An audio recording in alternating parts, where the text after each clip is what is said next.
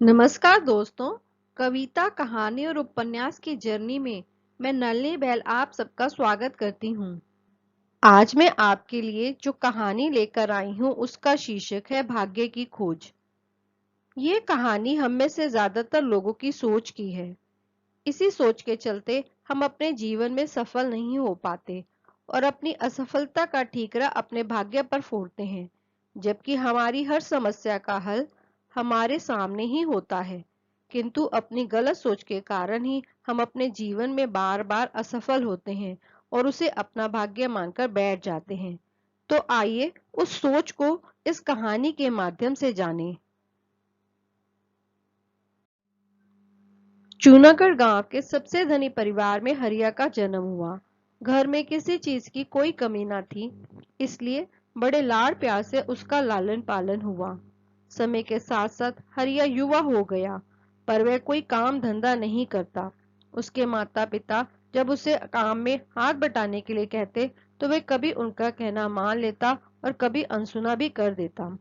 इसी प्रकार दिन गुजर रहे थे कि एक दिन गांव में महामारी फैल गई, जिसके चलते उसके माता पिता स्वर्ग सिधार गए। अब हरिया पर अपने भरण पोषण की समस्या आ खड़ी हुई, क्योंकि बाप दादा द्वारा कमाई गई संपत्ति भी धीरे धीरे खत्म हो चली थी। एक दिन हरिया अपनी हालत से परेशान होकर अपने घर के बाहर बैठा था।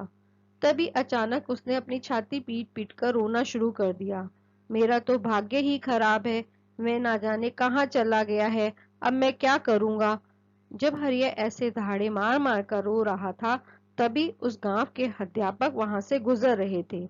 हरिया को यूं अपने भाग्य को कोसते देखकर वह उसके पास आ गए और उससे बोले, हरिया, तुम्हारी छाती पीटने और उसे कोसने से तुम्हारा भाग्य तुम्हारे पास वापस आने वाला नहीं है।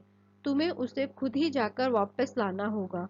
यह सुनकर हरिया चौंक कर बोला, मास्टर जी, मैं उसे जाकर वापस तो ले आऊंगा, पर मैं उसे ढूंढूंगा कहाँ। तब मास्टर जी ने हरिया से कहा, यह तो मैं भी नहीं जानता कि वे कहाँ गया होगा, पर हाँ, इस गांव के पूर्व में जो पहाड़ी है, उसकी चोटी पर एक महात्मा जी रहते हैं। वे तुम्हें अवश्य ही बता सकते हैं कि तुम्हारा भाग्य कहाँ गया होगा। तुम्हें उनके पास जाना चाहिए। इतना सुनते ही हरिया की आंखों में चमक आ गई। उसने मास्टर जी को धन्यवाद देते हुए कहा, मास्टर जी, मैं कल सुबह ही उनसे मिलने जाऊंगा। अगली सुबह हरिया जल्दी उठा और उसने कुछ अपने खाने पीने का सामान अपने बैग में रखा और अपनी यात्रा पर निकल पड़ा। अपने गांव से निकलकर हरिया जब चलते चलते घने जंगल में पहुंचा, तभी घोड़े पर सवार एक लुटेरा उनके सामने आकर खड़ा हो गया, जिसे देखकर हरिया कांपने लगा। तभी लुटेरे ने हरिया से कड़कती आवाज में कहा, तुम्हारे पास जो कुछ है वे सब मेरे हवाले कर दो, नहीं तो मैं तुम्हें मार डालूंगा। ये सुनकर हरिया डर गया और डरते डरते बोला, मेरे पास तुम्हें देने को कुछ नहीं है। मेरा भाग्य तो पहले ही मुझसे दूर जा चुका है। बस बस झूठ मत बोलो, तुम्हारे बैग में जो कुछ है उसे जमीन पर रख दो, लुटेरे ने बात काटते हुए कहा। हरिया ने अपने खाने के लिए जो सामान बैग में रखा था वह सब निकालकर उसने जमीन पर रख दिया। लुटेरे ने फिर पूछा, तुम कौन हो? तुम कहां से आ रहे हो और कहां जा रहे हो? तब हरिया ने उसे बताया, मेरा नाम हरिया है और मैं चूनागढ़ का रहने वाला हूँ। मैं अपने भाग्य को खोजने के लिए निकला हूँ, पर मुझे उसका पता मालूम नहीं है। उस पहाड़ी पर रहने वाले महात्मा जी को अवश्य उसका पता मालूम होगा, इसलिए मैं उन्हीं के पास जा रहा हूँ। यह सुनकर लुटेरे ने कड़कती आवाज में कहा, मैं तुम्हें आगे तभी बढ़ने दूंगा यदि तुम मेरे भी एक सवाल का जवाब महात्मा जी से लाकर दोगे तो। हरिया ने डरते डरते लुटेरे से पूछा, तुम्हारा सवाल क्या है? मेरा भाग्य कब उदय होगा? यदि तुम मेरे इस सवाल का जवाब महात्मा जी से लाकर दोगे तो मैं तुम्हें इनाम दूंगा। हरिया ने लुटेरे के प्रश्न का उत्तर लाकर देने की हामी भरी और वह आगे बढ़ गया। चलते चलते दोपहर बीत चुकी थी। भूख प्यास से बेहाल वो चला जा रहा था।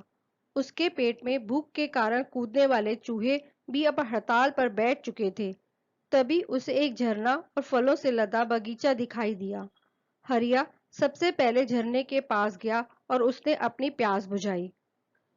फिर वह फलों से लदे बगीचे में आया। उसने कुछ फल तोड़े और खाने बैठ गया। जैसे उसने पहला फल मुंह में डाला, उसे वैसे ही उसने थूक दिया। फिर उसने दूसरा फल मुंह में डाला, उसे भी उसने थूक दिया। फिर उसने तीसरा फल मुंह में डाला, उसे भी उसने थूक दिया। वह चौथा फल उठाकर मुंह में डालने ही वाला था, तभी संयोग से वहां एक व्यक्ति आ गया। हरिया को यूं फलों को थूकते देखकर उसने हरिया से कहा, जो भी इन फलों को खाता है वह उसे यूं ही थूक देता है। आपको कैसे पता? हरिया ने उस व्यक्ति से प्रश्न किया। मुझे इसलिए पता है क्योंकि ये मेरा बगीचा है, उस व्यक्ति ने जवाब दिया। वैसे तुम कौन हो और यहाँ कैसे आ गए? उस व्यक्ति ने हरिया से फिर सवाल किया। तब हरिया ने उसे भी वही सब कुछ बताया जो उसने लुटेरे को बताया था। इतना सुनते ही बगीचे का मालिक बोला, भाई तुम तो महात्मा जी के पास जा ही रहे हो, तो उनसे मेरे भी एक सवाल का जवाब लेते आना, बदले में मैं तुम्हें इनाम दूंगा। तुम्हारा सवाल क्या है? हरिया ने बगीचे के मालिक से पूछा। मेरा सवाल बस इतना सा है कि मेरे बगीचे के फल कड़वे क्यों आते हैं और मैं उन्हें मीठा कैसे बना सकता हूँ।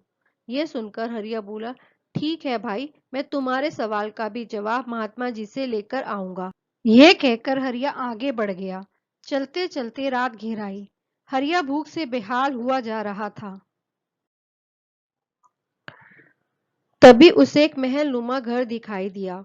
उसके मन में विचार आया, क्यों ना रात यहाँ गुजारकर सुबह सवेरे महात्मा जी के दर्शन किए जाए। ये सोचकर वह उस घर के अंदर चला गया। वहां उसे एक दंपत्ति और उनकी एक बेहद सुंदर बेटी मिली। उन्होंने हरिया को अपना अतिथि मानकर भोजन कराया। भोजन करने के बाद दंपत्ति ने उसके यहाँ आने का कारण जानना चाहा। तब हरिया ने उन्हें बताया, मैं अपने भाग्य को खोजने जा रहा हूँ। मुझे उसका पता मालूम नहीं है, पर पहाड़ पर रहने वाले महात्मा जी को अवश्य उसका पता मालूम है, इसलिए मैं उन्हीं के पास जा रहा हूँ। तब उस दंपत्ति ने उससे कहा, यदि तुम महात्मा जी से हमारे भी एक सवाल का जवाब लाकर दोगे तो हम तुम्हें इनाम देंगे। आपका सवाल क्या है? हरिया ने पूछा। तुम हमारी बेटी से तो मिल ही चुके हो, पर यह कभी खुश नहीं रहती। यदि तुम महात्मा जी से इसके खुश रहने का इलाज पूछकर आओगे तो हम तुम्हें इनाम देंगे। ये सुनकर हरिया बोला, ठीक है, मैं आपके सवाल का भी महात्मा जी से जवाब लेकर आऊंगा। अगले दिन सुबह हरिया उस दंपत्ति से विदा लेकर महात्मा जी के आश्रम की तरफ चल पड़ा। जब हरिया पहाड़ की चोटी पर पहुंचा, तब महात्मा जी अपने ध्यान में मग्न थे। हरिया ने उन्हें प्रणाम किया और फिर उनके पास ही वे जमीन पर बैठ गया। कुछ देर बाद जब महात्मा जी की आंखें खुली, तब हरिया ने उन्हें फिर से प्रणाम किया। महात्मा जी ने उसे आशीर्वाद दिया और उसके आने का कारण पूछा। तब हरिया ने उन्हें बताया कि मेरे माता पिता की मृत्यु के बाद मेरा भाग्य मुझसे दूर चला गया है, पर मैं नहीं जानता वे कहाँ गया है। किंतु मुझे पता है कि आप सब जानते हैं कि वे कहाँ गया होगा। कृपया आप मुझे उसका पता बता दीजिए, मैं उसे खोजकर अपने साथ वापस ले जा सकूं, इसलिए मैं आपके पास आया हूँ।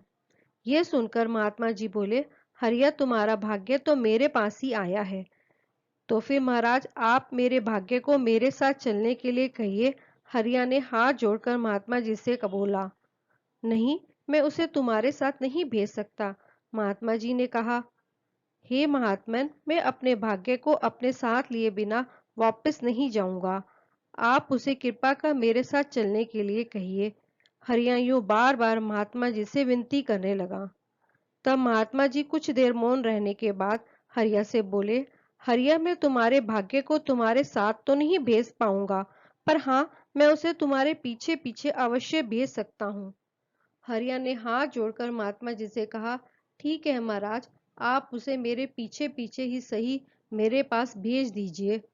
हाँ हाँ हरिया, मैं उसे तुम्हारे पीछे पीछे अवश्य भेज दूंगा। महात्मा जी ने उसे आश्वस्त किया। तब हरिया ने अपनी यात्रा के दौरान मिले अन्य व्यक्तियों के सवालों के जवाब भी महात्मा जी से प्राप्त किए और फिर उनसे विदा लेकर वह अपने घर की ओर चल दिया। सबसे पहले हरिया उस महल वाले दंपत्ति के पास पहुंचता है और उन्हें उनके सवाल का जवाब देकर बिना समय गवाए अपनी यात्रा फिर से आरंभ कर देता है। फिर वह झरने के पास वाले बगीचे में पहुंचता है। फलों के बगीचे में पहुंचते ही हरिया को बगीचे का मालिक दिखाई दे जाता है। वह जल्दी जल्दी उस तक पहुंचता है और उसे उसके सवाल का जवाब जो महात्मा जी ने दिया था बताकर अपनी यात्रा फिर से शुरू कर देता है।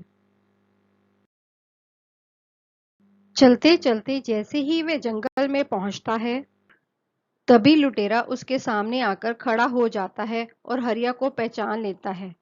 तुम्हारी यात्रा कैसी रही? क्या तुम मेरे सवाल का जवाब लेकर आए हो? लुटेरा उससे पूछता है। हरिया हाँ में सिर हिलाता है, जिसे देखकर लुटेरा कहता है, डरो मत, मुझे खुलकर बताओ, महात्मा जी ने मेरे सवाल का क्या जवाब दिया? तब हरिया लुटेरे को बताता है कि वह उनके सवाल के जवाब के साथ साथ दो अन्य व्यक्तियों के सवालों के जवाब महात्मा जी से लेकर आया था और वह उन्हें जवाब बताकर ही आ रहा है। यह सुनकर लुटेरे की जिज्ञासा बढ़ जाती है। उसने हरिया से कहा, मुझे सब कुछ उन दो व्यक्तियों के विषय में, उनके सवालों और महात्मा जी के जवाबों के विषय में खुलकर बताओ। तब हरिया लुटेरे को बताता है कि यहाँ से कुछ दूर झरने के पास एक फलों का बगीचा है। उस बगीचे में सभी फल कड़वे आते हैं, इसलिए उस बगीचे का मालिक महात्मा जी से ये जानना चाहता था कि उसके बगीचे के फल मीठे कैसे होंगे। ये सुनकर लुटेरा बोला, अच्छा अब ये बताओ महात्मा जी ने इसका क्या जवाब दिया? महात्मा जी ने बताया है कि जिस झरने के पानी से फलों के बगीचे की सिंचाई होती है उस झरने के नीचे सोने का खजाना छिपा है। यदि बगीचे का मालिक वहां से उस खजाने को हटा देगा तो उसके बगीचे के फल मीठे हो जाएंगे। अच्छा अब ये बताओ बगीचे के मालिक ने तुम्हें कुछ इनाम दिया? लुटेरे ने हरिया से फिर प्रश्न किया। हाँ, बगीचे का मालिक कह रहा था यदि मैं कुछ देर इंतजार करूं तो वह झरने के नीचे से खजाना निकाल लेगा और वह इनाम के रूप में मुझे वह खजाना दे देगा। हरिया ने उत्तर दिया। तो तुमने सारा खजाना ले लिया? लुटेरे ने फिर हरिया से पूछा। नहीं, मैंने उसे बता दिया कि मेरा भाग्य तो मेरे पीछे पीछे आ रहा है, इसलिए मैं खजाना निकालने तक का इंतजार नहीं कर सकता। मैं जल्द से जल्द अपने घर पहुंच जाना चाहता हूँ। अच्छा अब बताओ दूसरा व्यक्ति कौन था? उसका सवाल क्या था और महात्मा जी ने उसका क्या जवाब दिया? लुटेरे ने फिर हरिया से पूछा। दूसरा व्यक्ति वास्तव में महल में रहने वाला दंपत्ति है। उनकी एक बेहद खूबसूरत बेटी है जो खुश नहीं रहती है, इसलिए उसके माता पिता महात्मा जी से जानना चाहते थे कि वे ऐसा क्या करें ताकि उनकी बेटी खुश रह सके। हरिया बोला। महात्मा जी ने इसका क्या जवाब दिया? लुटेरे ने फिर पूछा। महात्मा जी ने कहा है जब उसके माता पिता उसकी शादी कर देंगे तो उनकी बेटी खुश रहने लगेगी। हरिया ने बताया। अच्छा बताओ उस दंपत्ति ने तुम्हें क्या इनाम दिया? लुटेरे ने हरिया से फिर सवाल किया। हाँ, वह दंपत्ति मुझसे कह रहे थे कि मैं उनकी बेटी से शादी कर लूं तो वह इनाम में मुझे अपना महलनुमा घर दे देंगे।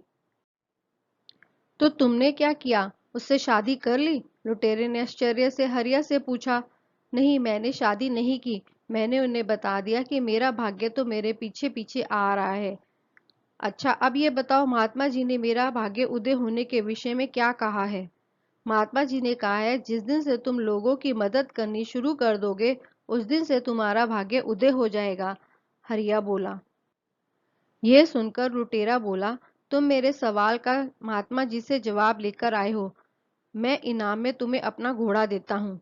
ये सुनकर हरिया लुटेरे से कहता है, नहीं नहीं भाई, मैं घोड़े का क्या करूंगा, मेरे पीछे तो मेरा भाग्य आ ही रहा है, मुझे इनाम नहीं चाहिए, मैं तो बस जल्द से जल्द अपने घर पहुंच जाना चाहता हूँ। घर पहुंचकर वह अपने भाग्य का इंतजार करने लगा। थके होने के कारण हरिया को नींद आ जाती है। नींद में उसे सपना आया। सपने में उसे वही महात्मा जी दिखाई देते हैं जिनसे मिलकर वो आया था। सपने में महात्मा जी हरिया से कहते हैं, मैंने तुम्हारे भाग्य को तुम्हारे पीछे पीछे भेजा था पर तुमने उसे आने ही नहीं दिया। यह कहकर महात्मा जी सपने में अंतर्ध्यान हो जाते हैं। ये कहानी बस इतनी ही थी। इस कहानी से दोस्तों हमें दो सीख मिलती हैं। पहली, कर्म करने से भाग्य बनता है। दूसरी, यदि भाग्य को बदलना है तो हमें अपने कंफर्ट जोन से बाहर आना होगा। आपने देखा, कहानी में हरिया अपने भाग्य की खोज इसलिए करना चाहता है ताकि उसकी आर्थिक स्थिति सुधर सके। इसके लिए वह कर्म करते हुए महात्मा जी के पास भी जाता है, पर अपने भाग्य को बदलने के लिए उसे अपने कंफर्ट जोन से बाहर आना था और वह इसके लिए तैयार नहीं था। वह बस यही सोच रहा था भाग्य उसे फॉलो कर रहा होगा। हम में से भी कुछ लोग ऐसे हैं जो यही सोचते रहते हैं कि भाग्य उनके पास आएगा, पर वे ये नहीं जानते कि आप भाग्य के भरोसे नहीं बैठ सकते। भाग्य को पाने के लिए आपको प्रयास करना होगा। इसीलिए श्री कृष्ण ने कहा है,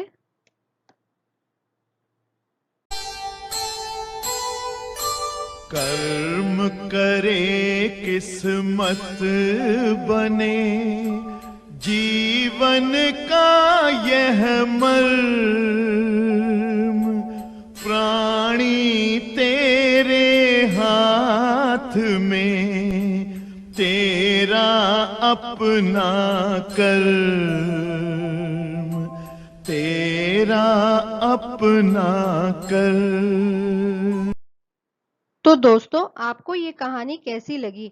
आप मुझे नीचे कमेंट सेक्शन में लिखकर अवश्य बताएं। और हाँ, आप मेरे चैनल को लाइक, सब्सक्राइब और शेयर करें ताकि मैं आपके लिए ऐसी ही नॉलेज से भरपूर वीडियो लाती रहूं। इस वीडियो में बस इतना ही। मैं मिलती हूँ आपसे ज्ञान से भरपूर नेक्स्ट वीडियो में। Till then take care and stay healthy.